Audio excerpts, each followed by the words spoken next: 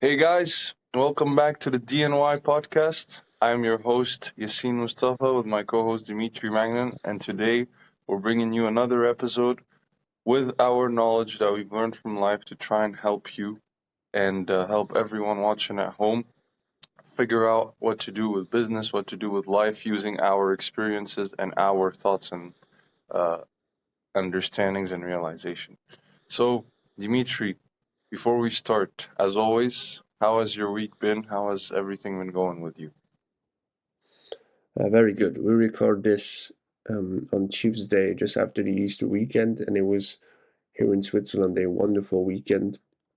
We had almost sun all weekend, almost.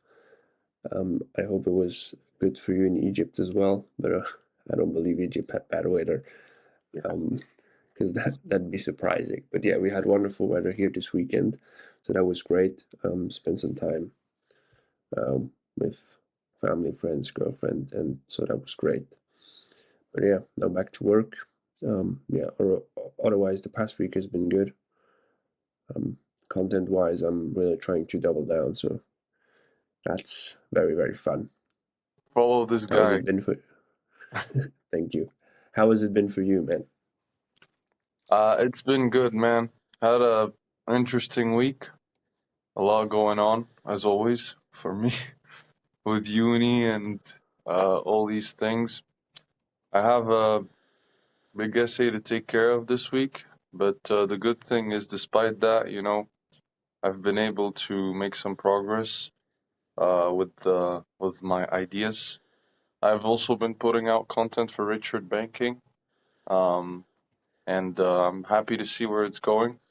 I'm happy to see that it's growing and getting some haters as well as some That's always admirers. that's always good. That's always good. Yeah, yeah, that's a very good sign.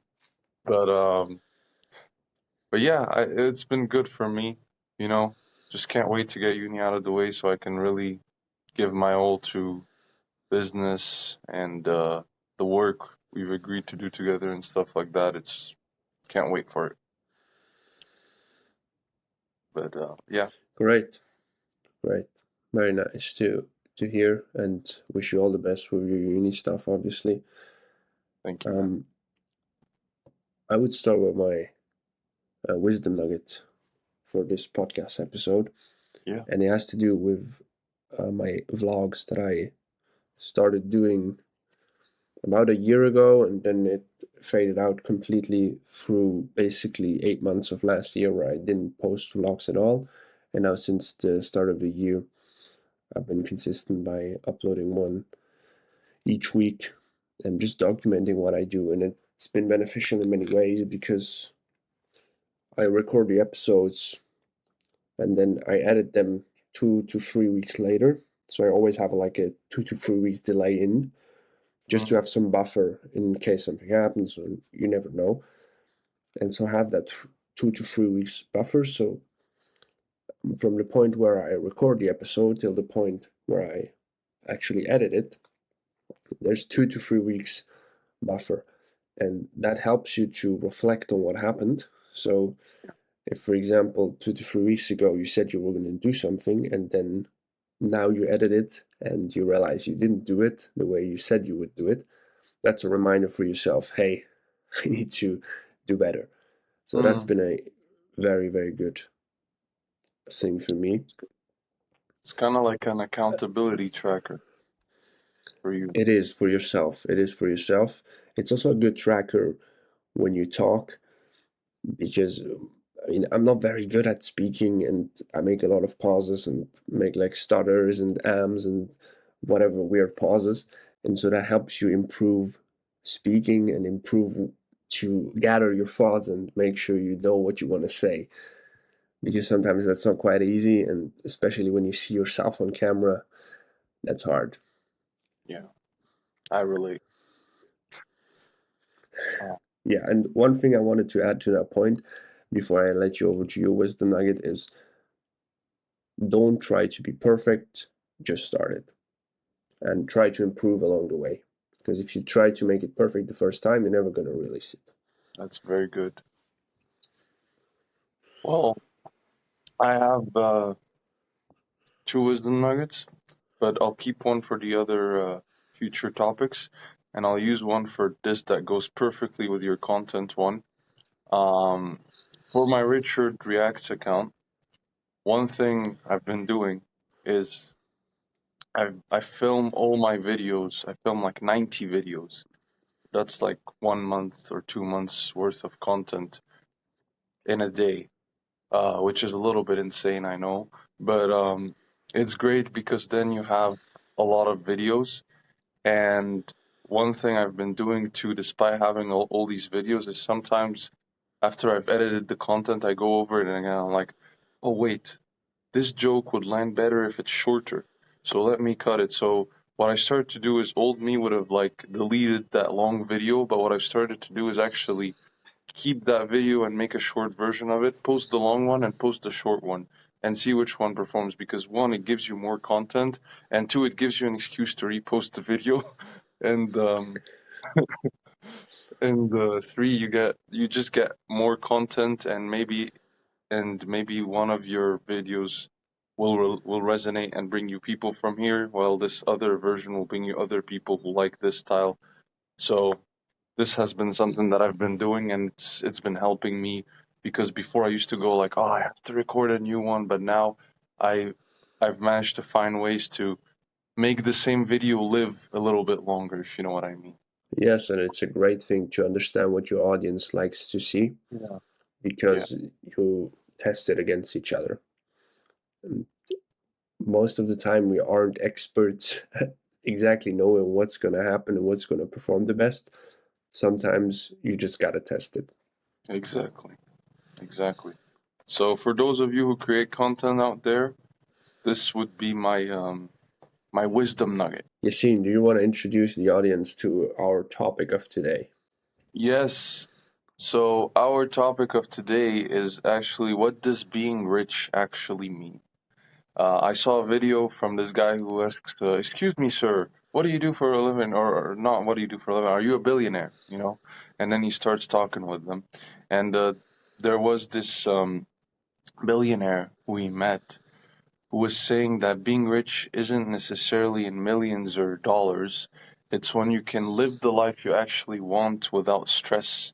It's when you're able to make your income that you needed to survive 10 times or 25 more than usual. You know, having enough margin that money stops being a daily concern. That was his definition of wealth. And I found that super, super interesting because a lot of us, me included, we look at the millions and the billions and we're like, that's what I want, especially the millions, right?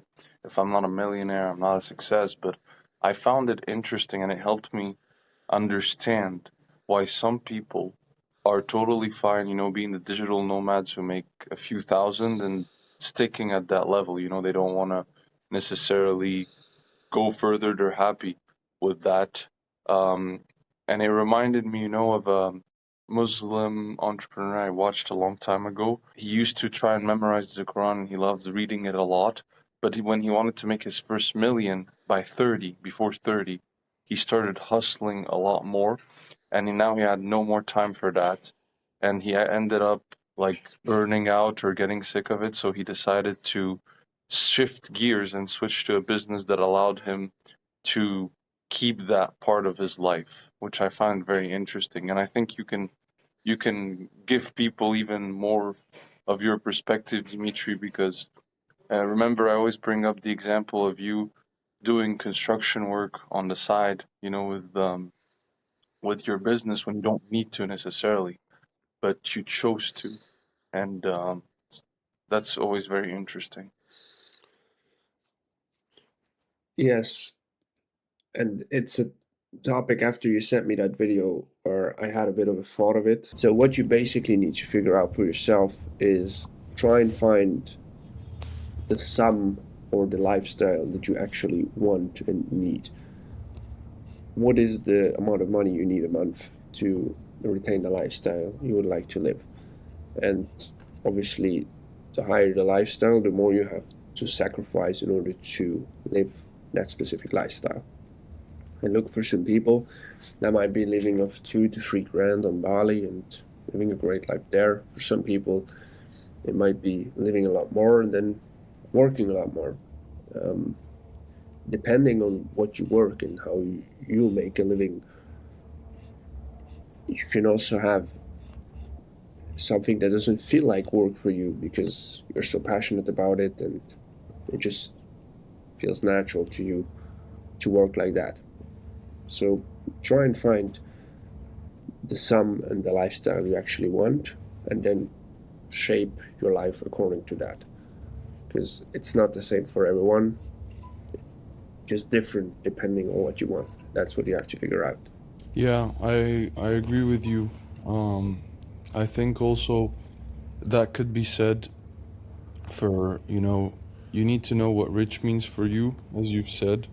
And if rich for you means you have success in health, you have like a certain level of success in health, a certain level of success in wealth, a certain level of success in, I don't know, religion, then you need to, once you know that, tell yourself this is what I'm gonna do. And if people judge you and they say, you're not, you should be doing more, or you should be doing less, blah, you should, if they don't have what you want, then you can listen to them, but you don't have to apply what they tell you if it doesn't match. I think that's important too, because if you're working hard, if you are happy with the life you have, for example, Dimitri and I come and I tell you, man, you need to do this, you need to do that, etc. That might be me trying to project like what I would do in your shoes for the life that I want, but it doesn't mean you need to do the same. Yeah, I think a very good analogy is don't take advice from people you would like to change lives with. Like, That's interesting. see how they live, what they do, and what lifestyle they live. And if you don't want to change with what they have, including the sacrifices they take, the amount of work they put in, if you wouldn't want to change with them, like, don't take advice from them. Yeah. And this is not in a very mean way. This might be for some people. You just don't want to live like them, and you just don't want, and that's fine. But be aware of it and don't take complain. the advice. Yeah, and don't complain if like they are at a different level than you. That's what they chose to do. And what you chose is what you chose, and no judging. It's if you're happy with it, then good for you. You've won. Absolutely. What I think was very important in that video that is said, he said a rule that I found a bit crazy, but interesting the way he said it, because he said, look, for what you need to earn 25x more than what you actually need a year. So if you need $1,000, you need to earn $25,000 a year. So it's a bit of an interesting analogy, but I mean, it's still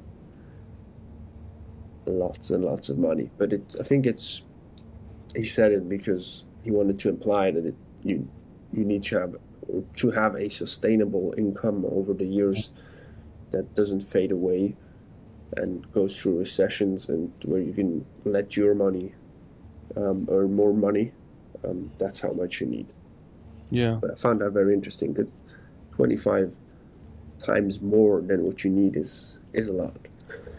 It's funny. It's good that you bring that up, because earlier I said 10 times more because I wasn't sure. Did he say 25? My brain was like, no.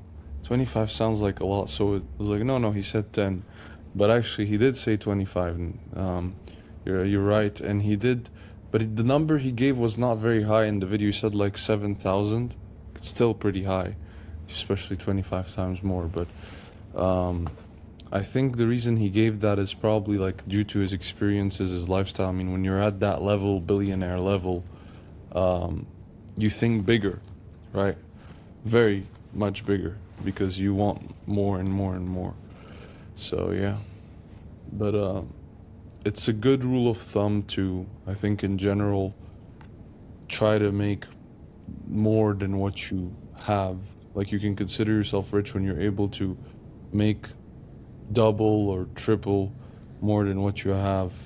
Um, in case things go wrong, at least you know that okay, I can survive like 2, 3, 4, 5 months, depending on how. It also depends on you, your tolerance as a person. You know how some people they need to save up a lot of money if they're working a 9 to 5 before they get into business. Some others less because they can afford to be a little bit more stressed, than others. I think that also plays a role probably.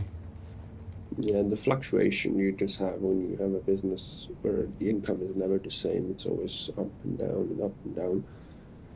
And so maybe he did calculate that Mm, fluctuation in, and that's why he said it the way he said it. But I found that very interesting. And yeah, let us know what you think of it in the comments. I'll yeah. link the video in the description so you can have a look at it. And it's a video on TikTok. And let us know what you think of the video and how you interpreted Yeah. what this billionaire was trying to explain in that video.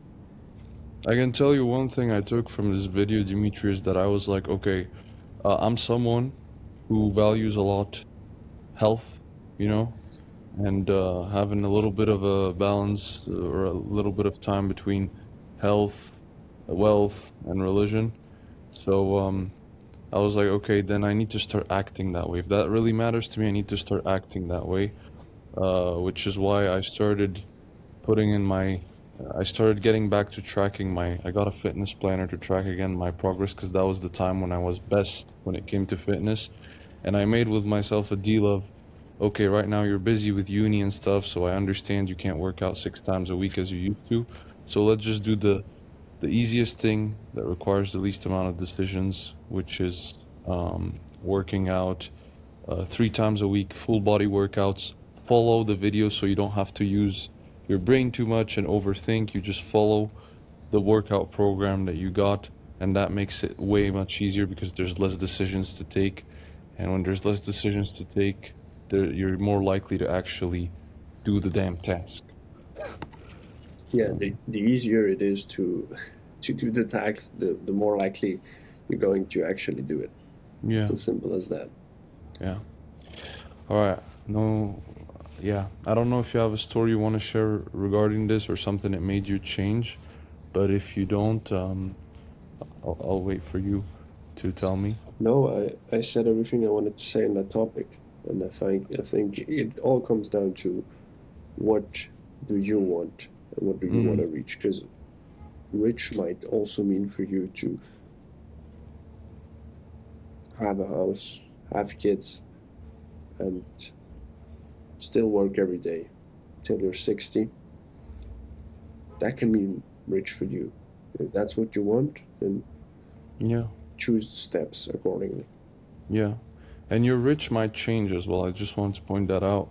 When you're 20, you might have a definition. When you're 30, you might have another definition. That's totally fine, which is why it's important to sit down every once in a while with a journal and see what you want. I just wanted to add that little caveat here. But yeah, I think that's all that could be said for this topic. Let us know if we missed anything down below or there's something else you wanted us to cover about it. Um, but I think we can get into the part where we talk about the gratitude, what we're grateful for. One thing I was gonna say that I'm really grateful for is this year, especially the amount of friends and connections I've made who are into business. It's grown so much compared to before, and I've benefited a lot from these connections and gotten a lot of ideas and uh, energy and encouragement from the people around me. So I'm grateful for that. Another thing I'm grateful for is my family. We had our ups and downs, but thank God things have gotten better now. And then the final thing I'm grateful for is my grandparents. I know they count as family too, but to me, the fact that they're around. My grandpa had a bit of a health issues this year from my dad's side, but he's good now, and I'm grateful he's still with us. And it's a luck to have your grandparents. I know many people who don't have them anymore, so I'm grateful for that. And I get to see Yeah, them too. Yeah. that is a very good one. And I mean, let us know in the comments what you are grateful for. We always say Yeah. 3 things on each episode because gratitude is important. We live great lives. Thank God. One thing I'm very grateful um, to be living and to have grown up in this great country. It is such a blessing. Yeah. We forget it when sometimes we start to complain about things, but it's truly beautiful here. We don't have Bali weather or we don't have Spain weather, but still the weather, we have lots of sun, and otherwise the country is so great in infrastructure and everything that comes with it. So I'm very grateful for that. I'm also very grateful for my family. I think we don't thank our families enough because our parents, especially, have done a lot for us that we haven't seen or we haven't realized sometimes. So I'm very grateful for that. My upbringing was wonderful, and I know that's not the case for everybody. So I'm very grateful for that. Yeah. And I'm also very grateful for my girlfriend, who has always been very supportive, and while building the business and working, that's always been a very great blessing. So yeah, let us know in the comments. As I said, you 3 things you are grateful for. We said ours. Now it's your turn. Yeah. One of them could be you're grateful that you have 2 handsome hosts that give you the podcast. They give you a podcast every single month. Yeah. Yeah, that could be one. Just let us know in the comments. We'd be happy to chat with you and to Yeah. exchange with you. And otherwise, don't forget to like and subscribe and share it with some friends that might benefit from our podcast. And Yeah. otherwise, we're very grateful to have you on today. Yeah. We wish you a wonderful day, guys. Bye bye.